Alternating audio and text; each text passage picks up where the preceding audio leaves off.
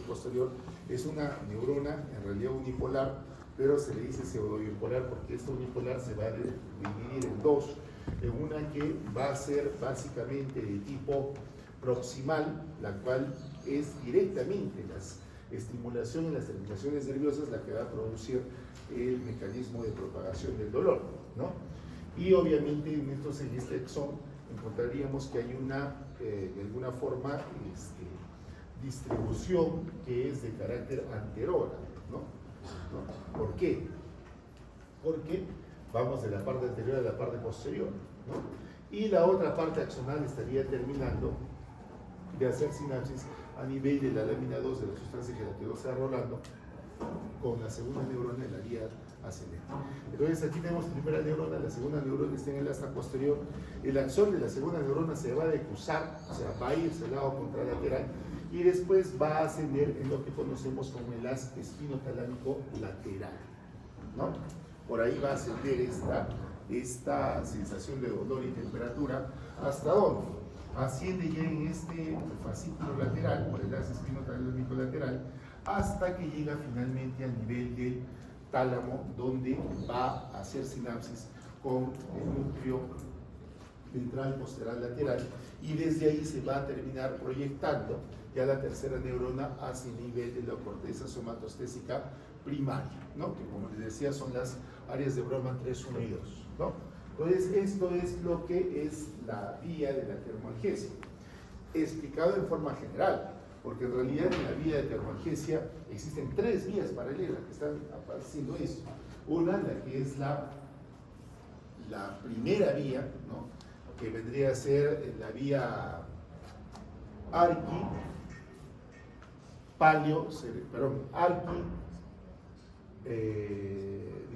arquitálamo cerebral. Hay otra que vendría a ser la palio. La palio estaría orientada más o menos en lo que es las vías, el mismo recorrido con la diferencia de que va a ser sinapsis a nivel de lo que es la sustancia reticular, los núcleos intralaminares, y de ahí se va a extender hacia lo que es la corteza somatostésica primaria. Y la neoespinocerebelosa, que vendría a ser la que estamos viendo prácticamente acá, ¿ya? Entonces, como ven, esta vía va a tener diferenciaciones, ¿no? Ahora, la paleoespinocerebelosa, ¿no?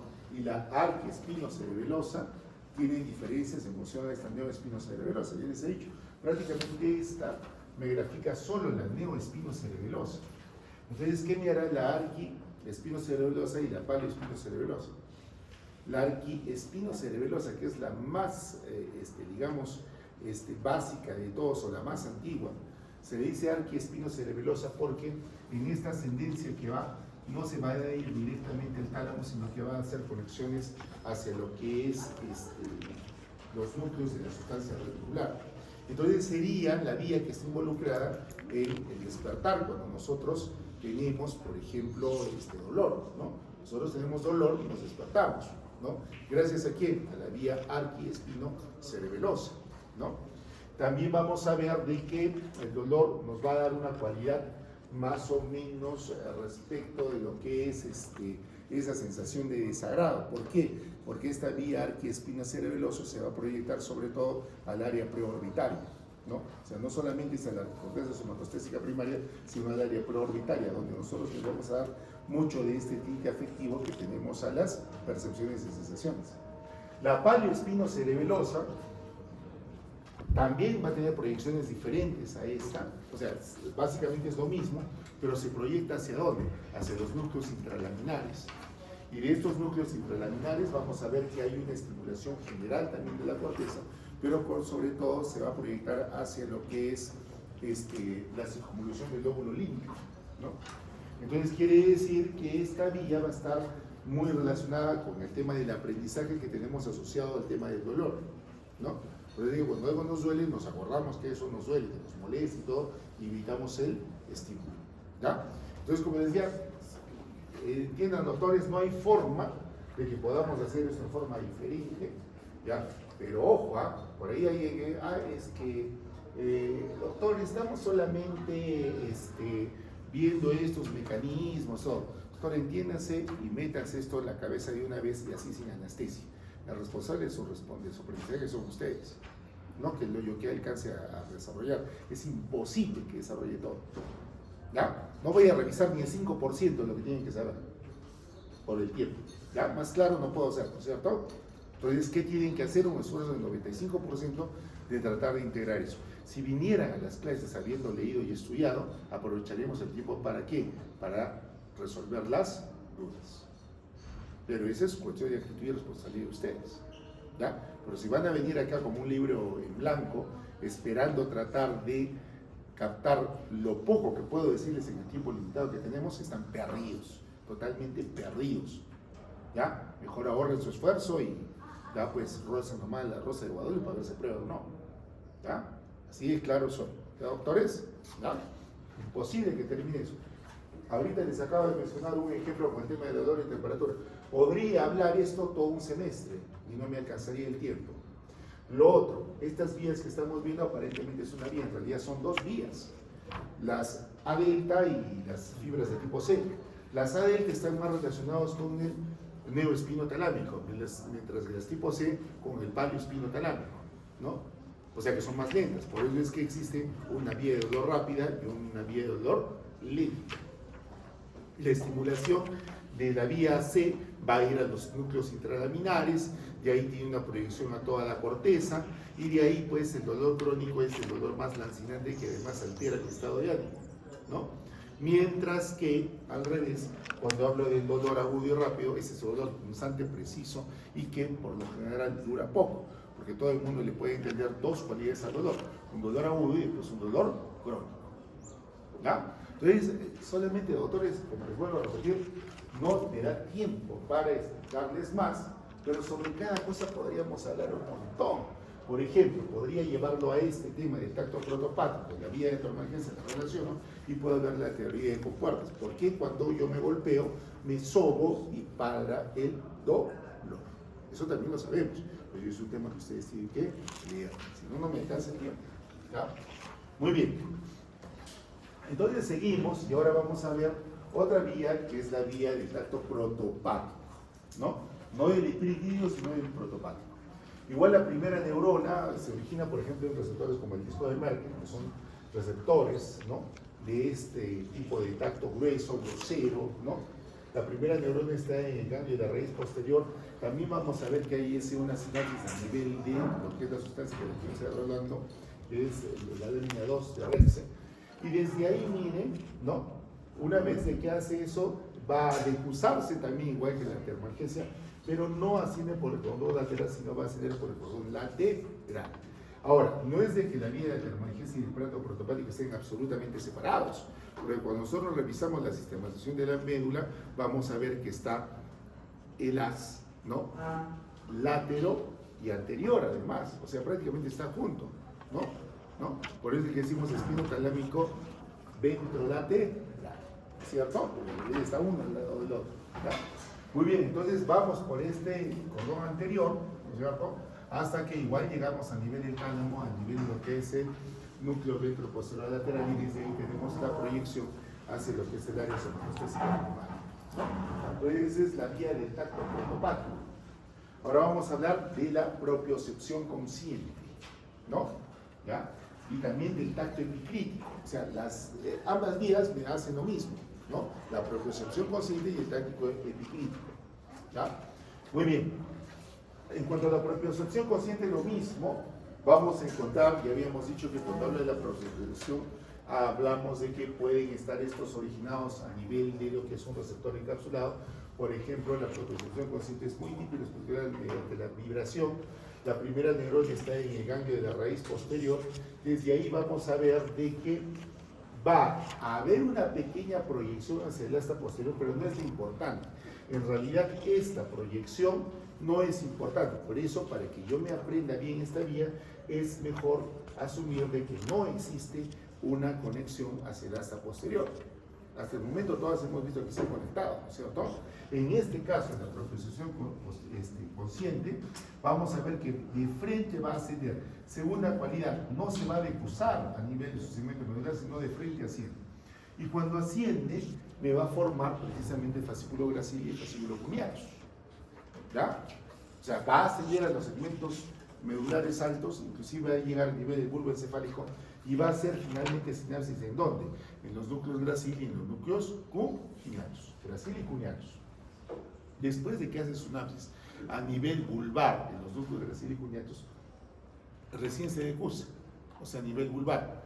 Y una vez decusado, va a llegar ¿a dónde? Al núcleo ventral posterolateral del tálamo, pero del lado contrario, y desde ahí se va a proyectar a la nota somatostésica primaria. ¿Ya? Entonces está clarísimo, ¿no es cierto? ¿No? Está clarísimo que esta vía no se cruza hasta llegar, ¿hasta dónde? Hasta llegar hasta las áreas superiores a nivel del bulbo, ¿no? El tracto epicrítico, ¿qué pasa? Hemos dicho que es exactamente igual, ¿no es cierto? Que el pronopático, entonces es recontra fácil, ¿no?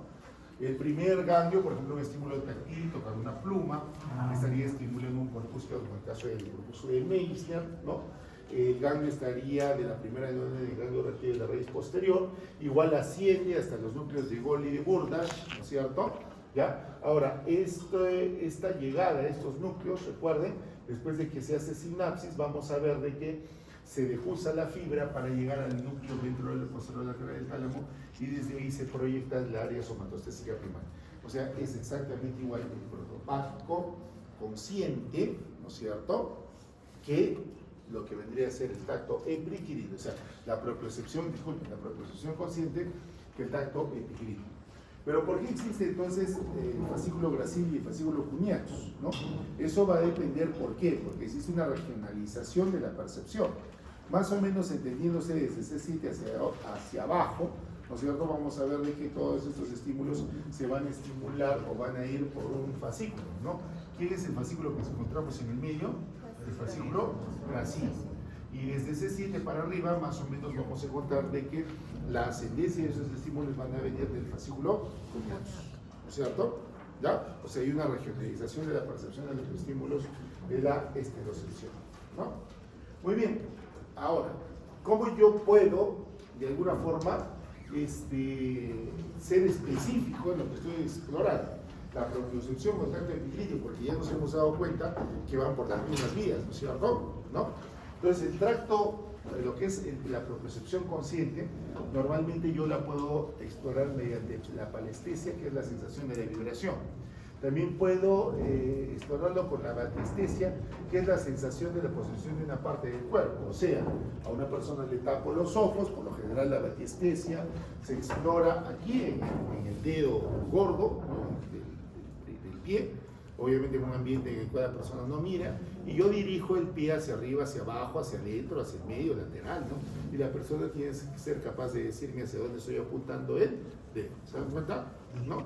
Entonces, eso es la batiestesia, la capacidad de ir, saber yo cuál es mi posición en el espacio. ¿Ya?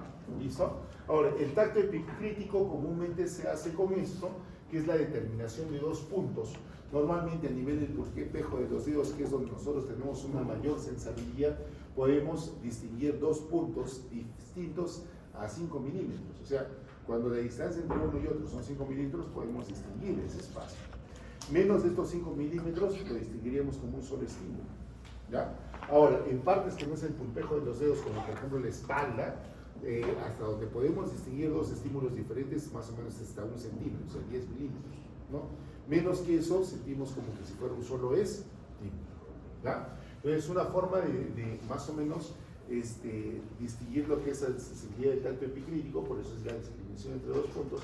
Y la otra sería el reconocimiento de la forma, o sea, simplemente te tapo los ojos, te doy un objeto y tú me dices si es un redondo, si es una esfera, si es un cuadrado, si es una pirámide, etc.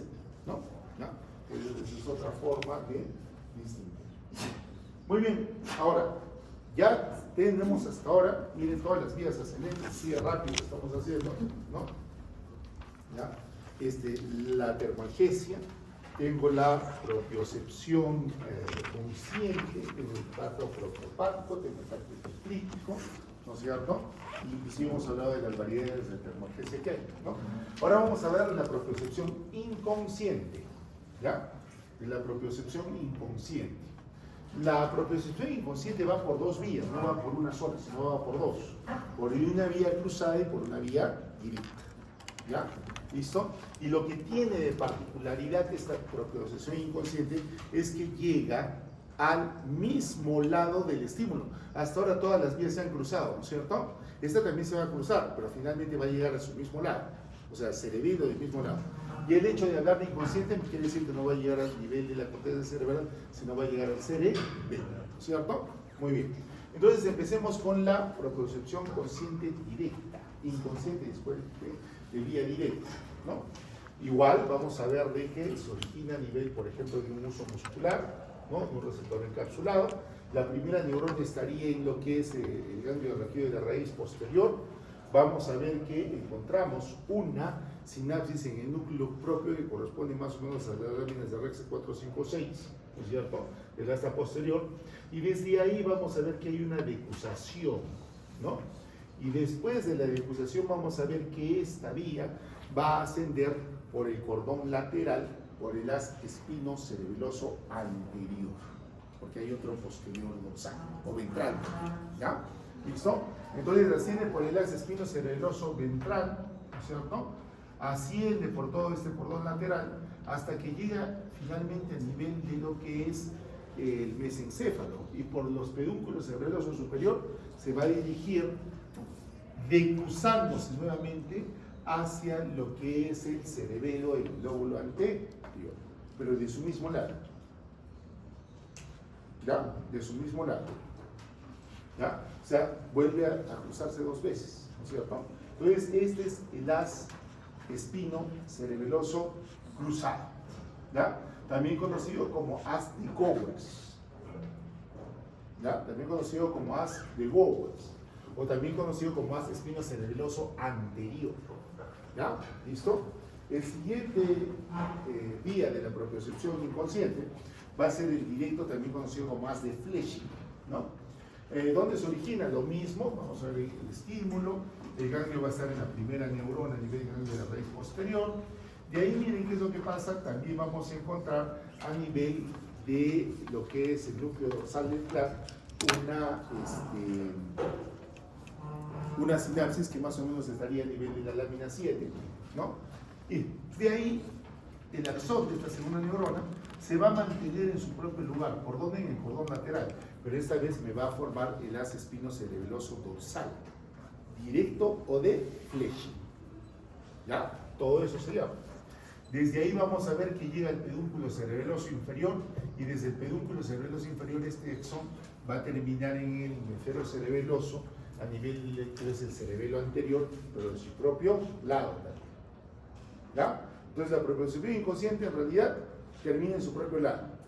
La cruzada se va a cruzar dos veces y la directa no se va a cruzar ninguna vez, pero termina en el mismo lado del hemisferio cerebeloso al cual está estimulando y se ha originado el estímulo, ¿ya? ¿Listo? Entonces ahí vemos por qué a uno se le va a llamar un haz directo y a otro se le va a llamar un haz cruzado, ¿ya? Muy bien. Entonces a la larga, para hacer un resumen de lo que estamos viendo, ¿no? Nos damos cuenta que por un lado está la vía de la termoalgesia, por otro lado está la vía de la propiocepción, ¿no es cierto? ¿No? O el tacto protopático, si quieren decirle, o el tacto consciente, por si acaso, o también podría decir el tacto de la propiocepción consciente o del epicrítico o discriminativo, ¿no? Entonces ya vi eso, ya me di cuenta, doctor, esto es termoalgesia, aquí yo veo el protopático o epicrítico, o también podría decir propiocepción consciente, ¿no es cierto? ¿Ya? Entonces, obviamente estos, cuando ascienden, porque son vías de aferencia, podría ser el paralelismo. Acá claramente, doctor, encuentro lo que es la vía de la termoalgesia, ¿no? El haz espino talámico lateral, si es la vía de la termoalgesia, y sería el haz espino talámico anterior, sería ¿qué cosa? El protopático grueso, ¿no es cierto? ¿No? Eso ya lo hemos visto, ¿no? ¿Ya? Ahora, por acá, doctor, estamos viendo el epicrítico discriminativo y también estoy viendo la propiocepción consciente. ¿Por qué me doy cuenta? Porque está haciendo sinapsis en los núcleos gracilicuneanos. Pero al final ambas vías se están decusando. Una se está decusando a nivel medular, que es la vía de la termoalgesia, y la otra se está decusando a nivel vulvar. Finalmente, ambas vías, tanto lo que es la que va por el fascículo lateral como la anterior, de lo que es la termoalgesia, me forma el sistema anterolateral, también conocido como haz espinotalámico lateral, ¿cierto? ¿Ya? Después vemos que esto de acá es lo que nosotros vamos a conocer con el nombre de cintas, ¿ya? O también conocido con el nombre de lenisco. Lenisco significa cinta, ¿ya? Pero acá yo estoy viendo sensibilidad, ¿no? Esta sensibilidad a nivel mesencéfalo se junta tanto la que viene de la sensibilidad epicrítica como de la protopática y me forma lo que es la escuadra sensitiva, ¿no? E inclusive acá yo voy a encontrar lo que se conoce como la cinta de Rey. La cinta de Rey a nivel mesencefálico me representa la confluencia de todas las vías aferentes que están llegando hacia el hipotálamo. Pero ¿con qué diferencia? Acá recuerden algo muy concreto, ¿no? Lo que yo estoy viendo acá, ¿no? Es la confluencia por un lado de la termoalgesia que me forma el sistema anterolateral, pero por otro lado, en las que llegaron a los núcleos gracil y cuneatus, que también se están decusando, me van a formar en los cortes que voy a encontrar a nivel del tronco encefálico, lo que se conoce como el famoso lenisco medio. ¿Ya? Entonces, el lenisco medio, ¿axones de qué hay? El axón de la segunda neurona en la vía que me está trayendo el tacto epicrítico y la propiocepción consciente. ¿Se dan cuenta? ¿No? ¿Ya? Muy bien. Ahora, un aspecto interesante. Estos serían estímulos que yo estoy recibiendo en todo el cuerpo. Pero ¿a quién le tengo que agregar acá? Acá yo le tengo que agregar, a nivel de tronco encefálico, un núcleo que me recibe los estímulos, sobre todo de la cara, y también hemos dicho pues, de algunas partes del oído interno, etc. ¿Cierto? ¿No? Entonces, estas vías no van a ser espino, talámico, corticales, porque están en la mina de la cara. Entonces, ¿qué sería? ¿No? ¿Cómo le diría? Si no son espino, tálamo, corticales, las estimulaciones que recibimos de la cara, ¿cómo le llamaría? Puedo decirle trigémino, tálamo, corticales, ¿no es cierto? Esa es una forma válida, ¿no? ¿No? Otra forma.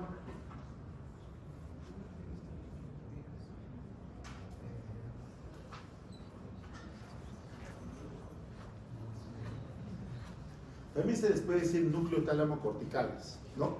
Y digo núcleo porque ese nombre de núcleo puede ser reemplazado por diferentes nombres del núcleo propio asociado a la vía que quiero describir, ¿ya? Pero obviamente tiene que ser un núcleo sensitivo, ¿ya? ¿Listo?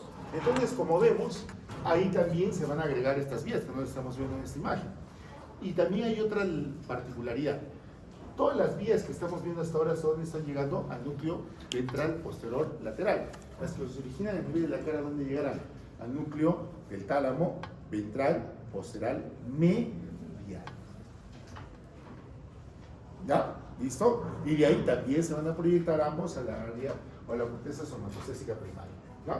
Muy bien, entonces hasta ahí miren, interesante, seguimos viendo lo que son las vías ascendentes, ¿no? Ahora, acá vemos un resumen bien completo y rápido para darme cuenta de los haces, ¿no? Entonces, ¿qué haces a nivel medular? Van a estar conformados por solo 2 neuronas, ¿no? O por las segundas neuronas, disculpen, más que 2 neuronas, por las segundas neuronas, ¿no? El haz espinotalámico lateral, el haz espinotalámico anterior, el haz espinocerebeloso cruzado y el haz espinocerebeloso directo. Son los axones de las segundas neuronas, ¿cierto? Ahora, ¿qué haces están formados por las primeras neuronas? El haz de Gol y de Burdach, o de Gowers y de Burdach, ¿cierto? Ahora, ¿cuáles son los haces que se cruzan hacia el otro lado? El haz espinotalámico lateral, el haz espinotalámico anterior y el haz espinocerebeloso cruzado, ¿no? ¿Y cuáles son los haces que ascienden por el mismo lado, ¿no?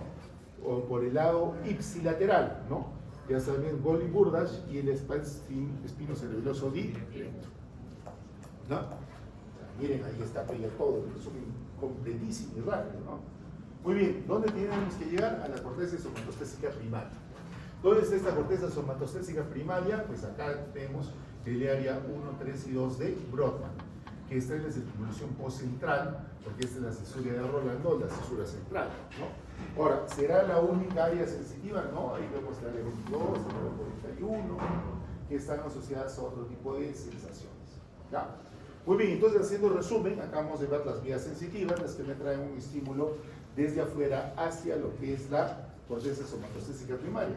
Ahora, ¿de qué tendríamos que hablar? De las vías córtico-espinales, o sea, al revés, las que me traen una eferencia desde lo que es el sistema nervioso central hasta un órgano efector. Comúnmente estas vías las dividen en dos, en las vías piramidales y las vías extrapiramidales. ¿Qué me explican estas vías? Obviamente me están explicando el movimiento. ¿Por qué se le llama vía piramidal esta vía córtico-espinal? Porque obviamente va por las pirámides vulvares.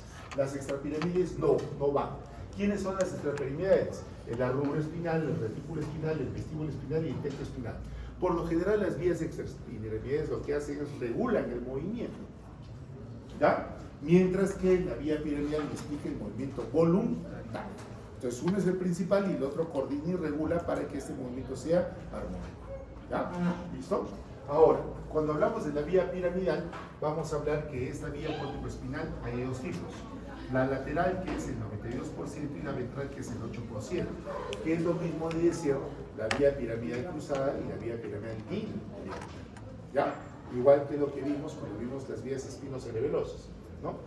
Pero recuerden que esto córtico-espinal está referido a la inervación de la musculatura, ¿de qué tipo? Somática, de todo el cuerpo, ¿no? En la cara es diferente. Y ahí no vamos a hablar de la vía córtico-espinal, sino de la vía córtico-nuclear. Hace un momento también decíamos que había las núcleo tálamo corticales, ¿no es cierto? Pero esas eran vías sensitivas. En este caso estamos hablando de vías motoras, pero que tienen que ver con el movimiento de la cara. ¿Ya? ¿Listo? Muy bien, así de rápido, miren, hacemos ese resumen de lo que es la vía piramidal y nos acordamos nuevamente de lo que es la médula espinal de un corto, ¿no es cierto? ¿Ya? Entonces, por un lado puedo encontrar lo que son las vías ascendentes que acabo de describir y por otro lado voy a encontrar los núcleos asociados a neuronas motoras, ¿no? Entonces, acordémonos, el fascículo gracil es lo mismo que Sirgol y de Burdach es lo mismo que Cuneiforme, ¿no? Acá tengo el espino cerebeloso dorsal, aquí tengo el espino cerebeloso ventral, aquí tenemos el espino talámico lateral y obviamente por aquí el espino talámico anterior. Es un gráfico, porque como decía, en realidad la frontera entre el anterior y el lateral no está muy clara. ¿Ya? ¿Listo? ¿Ya? Ahora, estas son las vías descendentes donde voy a encontrar el córtico espinal lateral, ¿no? O cruzado, el córtico espinal ventral o directo, y aquí voy a ver las vías extrapiramidales como el rubro espinal, el retículo espinal, el vestíbulo espinal y el tecto espinal. Son fibras de tipo descendente. ¿Ya? Entonces empezamos con la vía piramidal principal. ¿Ya? Entonces ya les he dicho que se divide en dos, la que es la cruzada y la que es la ventral, o no cruzada o directa, ¿no? La córtico-espinal va entre 70, la que va a ser la cruzada, va entre el 70 y 90% de las fibras, y obviamente todas las ventrales va a ir entre el 10 y el 30% de fibras, ¿no? ¿Por qué se le dice córtico espinal? ¿No? Porque empieza en la corteza y va a terminar con su última neurona a nivel de lo que es el asta anterior de la médula espinal, ¿no? Entonces la primera neurona va a ser cortical, aquí está. ¿Dónde va a estar? Va a estar en el homúnculus motor, que es la circunvolución precentral, ¿ya? Donde encontramos el área motora primaria, también conocida como el área 4, y por lo general esta neurona va a ser la neurona gigante piramidal de Betz, ¿ya? Ahora, desde aquí esta primera neurona, como vemos, se va a proyectar en primer lugar hacia lo que es la porción inferior del sistema nervioso, y primero me va a formar lo que es el brazo posterior de la cápsula interna, que es una estructura que vamos a encontrar a nivel del cerebro. Desde ahí va a formar a nivel del mesencéfalo lo que son los pies pedunculares, y de ahí pasa por el tronco encefálico a nivel de la protuberancia formando lo que es el áspero piramidal disgregado. Después se agrupa a nivel del bulbo encefálico para formar las pirámides vulvares, y a partir de las pirámides vulvares vamos a encontrar lo siguiente: en la porción final, en la porción más baja de las pirámides vulvares, vamos a encontrar la decusación de las pirámides, donde el axón de esta primera neurona se va a ir al lado contralateral. ¿Ya? ¿Listo? Mientras que también en este mismo nivel habrá entre el 10 y el 30% de axones que no se va a decusar y se va a continuar por debajo de esa pirámide el cordón anterior del mismo lado. ¿Ya? Ahora, el que se cruzó, ¿qué hizo? Va a ir bajando hasta que llega al segmento medular donde le corresponde la inervación motora, y aquí es donde recién va a hacer sinapsis con la segunda neurona que está en el asa anterior de la médula espinal. ¿Ya? Esta segunda neurona va a ser la motoneurona periférica o segunda neurona de la vía piramidal. El axón de esta segunda neurona va a salir por las raicillas anteriores con dirección hacia dónde? Con dirección obviamente al músculo que va a inervar. ¿Ya? ¿Listo? Ahora, doctor, ¿y la directa? Mira, la directa es exactamente lo mismo, ¿no? Baja el axón de la primera neurona, ¿no? Ya, esta no se decusó, pero justo cuando llega a su segmento medular, ¿qué va a hacer? También se va a decusar, o sea, no es que no se decuse nunca, también se decusa. Hace sinapsis con el asta anterior, que le corresponde más o menos a ese núcleo, y desde ahí va a ir a viajar hasta lo que es el órgano efector. ¿Ya?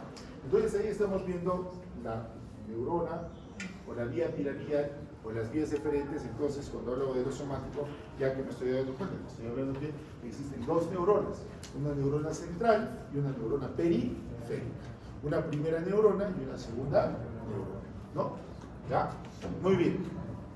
Ahora, comúnmente esta neurona y esta neurona tienen funciones opuestas. Por lo general decimos que la primera neurona es inhibitoria y la segunda neurona es excitatoria. ¿Ya? Entonces, la primera neurona, la cual va a ser inhibitoria, ¿ya? Comúnmente está dando un estímulo de inhibir la estimulación per se que tiene la segunda neurona, ¿ya? Que es más movible. Entonces, ¿qué pasa si yo tengo una lesión en la neurona motora superior? Si yo corto este estímulo y ya sé que esta tiende a ser más excitatoria que la primera y la primera es inhibitoria, no va a haber quien inhiba esta, ¿no es cierto? ¿No? Y si no hay quien inhiba la segunda neurona, que aparece la hipertonía o la parálisis espástica. ¿Ya? Porque sí hay estimulación del músculo, pero va a ser a una hipertonía o una espasticidad. Va a haber hiperreflexia, porque recuerden que el reflejo o los reflejos están a nivel de la médula espinal. Entonces, si yo corto este axón de la primera neurona, la segunda neurona todavía mantiene su fisiología acá a nivel de la médula espinal. ¿Ya? También va a haber signo de Babinski positivo, que es obviamente un estadio de hiperestimulación, que es la dorsiflexión del dedo grueso más separación de los demás dedos en abanico, ¿no? Esto es solamente normal en los niños menores de 1 año. Hay clonus, que es una serie de contracciones rítmicas involuntarias provocadas por el estímulo brusco y exagerado de una piedra muscular, ¿ya? Y es lo que vamos a ver. Entonces, a esto vamos a ver de qué se le conoce como parálisis espástica. Cuando el problema está aquí en la segunda neurona, puede ser que yo lesione el cuerpo neuronal de la segunda neurona a nivel de la anterior, o puede ser que lesione su axón, ¿no? A esto se le dice parálisis periférica. ¿Ya? Ahora, si este axón es el que está llegando finalmente al músculo, si yo lo rompo, obviamente ya no voy a encontrar tono muscular. Entonces encuentro una hipotonía o encuentro una atonía. Voy a encontrar una parálisis flácida y no existen reflejos, o sea, existe una arreflexia, ¿no? Entonces por eso esta también se le conoce como el nombre de parálisis flácida. ¿Ya? ¿Listo? Porque es la significación de segunda neurona. Ahora, en función de la localización de las parálisis, podemos hablar, por ejemplo, de monoplejías, solamente está afectado un miembro, ¿no? Las paraplejías, ambas piernas, la hemiplejía, brazo y pierna de un solo lado, ¿no? Las cuadriplejías y eso. Ahora, sobre todo cuando hablamos de las hemiplejías, ¿no es cierto? Estas vendrían a ser de un solo lado, o sea, homónimas. Doctor, ¿y habrá algún lugar donde yo encuentre una hemiplegia alterna?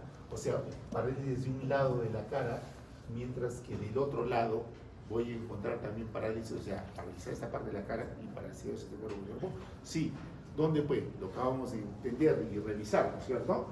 Si la flexión es en nivel del bulbo encéfalico, ¿no? Ahí podrán encontrar hemiplegias alternas. Si la lesión es a nivel de la circunvolución precentral, ¿no es cierto? O sea, el homúnculus motor de mi hemiplegia será homónima, no alterna, ¿no? Me afectará la cara, todo el lado de un lado de mí, ¿no es cierto? Pero si es a nivel bulboencefálico, un lado acá y el otro lado. ¿Por qué? Porque hemos visto que a nivel de tronco encefálico están los núcleos y están las fibras ya cruzadas, ¿no es cierto? En un lado. Entonces, si muere una parte, me va a afectar un lado de la cara y el lado contralateral. ¿Ya? ¿Listo? Entonces, miren, es importantísimo. Los niveles de lesión controlados en neuroanatomía pues, son importantísimos, ¿no?